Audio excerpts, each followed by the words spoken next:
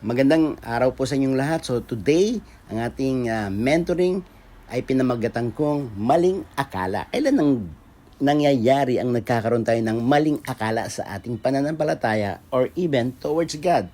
Ito po yung nangyayari kapag yung mga in-expect po nating mangyari o sagutin na prayer ng Panginoon na hindi po nangyayari. So nagkakaroon tayo ng maling akala para namang hindi nakikinig sa Lord. Or minsan naman kapag tayo dumadanas ng mga iba't ibang challenges, problema, difficulties sa buhay, akala natin hindi concerned si Lord. So, kukunin po natin ang istorya ng bansang Israelites nung sila'y palabasin ng Panginoon sa bansang Ehipto. So, ang unang points po natin, akala mo hindi siya concerned pero nandyan siya. So, sa Book of Exodus chapter 2, babasahin ko po sa English and chapter 2 verse 24 and 25. God heard, remember, God heard, sabi niya. So, nakikinig ang Diyos sa atin of their groaning. And He remembered. So, naaalala tayo ng Diyos, lalong-lalo na kapag tayo nakakaranas ng iba't ibang mga bagay sa buhay.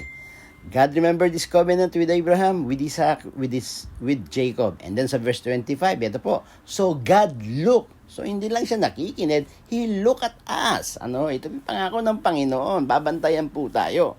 So God looked on the Israelites and was concerned. Again, another thing. Concerned po siya. So yung akala mong hindi siya concerned, akala mong hindi tayo pinapansin, akala mong hindi tayo pinapakinggan, akala mo lang yan, pero nandyan lang siya. Sometimes we think, Lord, wala ka bang pakialam? Hindi mo ba nakikita ang pinagdaanan ko? But the truth is, God heard, God remembered, God looked, and God was concerned. Even when heaven seems silent, God is present. Number 2 points po natin. Akala mo wala siyang ginagawa, pero mayroon. Ito po ang gagandahan sa Panginoon. God is always working behind the scene na hindi natin nakikita. So kung makikita po natin, lulundag tayo sa Exodus chapter 3, verse 9 and 10, kung saan po sinabi ng salita ng Diyos. Again, sa verse 9, Now the cry of the Israelites has reached me, and I have seen. Wow, ang ganda po, nakaabot sa kanya, and then nakita niya the way the Egyptians are oppressing them. So now, go, I am sending you to Pharaoh to bring my people, to the Israelites, out of Egypt. So behind the scene, tinawag po ng Panginoon si Moses, upang gamitin siyang ilabas ang mga taga-Israel sa lugar ng Egypt na kung saan sila naghihirap. So God is already working behind the scene. Kaya nga akala mo wala siyang ginagawa. Kapatid, sa oras na ito, mayroon pong ginagawa ang Diyos. Amen. Tandaan nyo, God does not panic. God's always prepare. Akala mo lang walang ginagawa, pero may ginagawa siya sa loob ng eksena. Point number 3 po natin. Yung akala mong hindi kakayang gamitin ni Lord, yung minamaliit mo yung sarili mo, yung kung titignan mo yung kakayahan mo, hindi ka pasado sa pwedeng gawin ng Diyos sa'yo. We often say, hindi ako marunong, hindi ako handa, hindi ako qualified, hindi ako kayang gamitin. Pero i-realize mo ito, kapatid, tayo ay mga instrumento lamang sa kanyang kapangyarihan na dadaloy o dumadaloy sa ating mga buhay.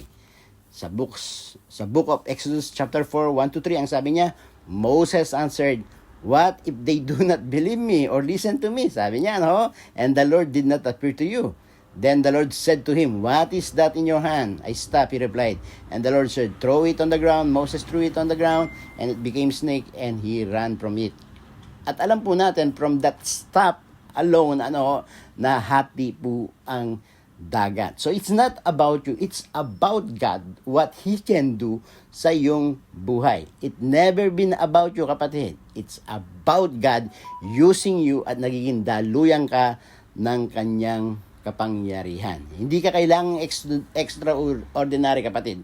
Kailangan mo lang i-avail o maging available ka sa Panginoon upang ang kanyang kapangyarihan ay dumaloy sa iyo sa lahat ng willing na magpagamit sa kanya. Maling akala. Akala mo hindi siya concerned, pero nandyan siya. Akala mo wala siyang ginagawa, pero kumikilos siya. Akala mo, hindi ka niya kayang gamitin, pero kaya kanyang gamitin bilang instrumento niya. He always hears, he always sees, he always work, he sends, and he uses.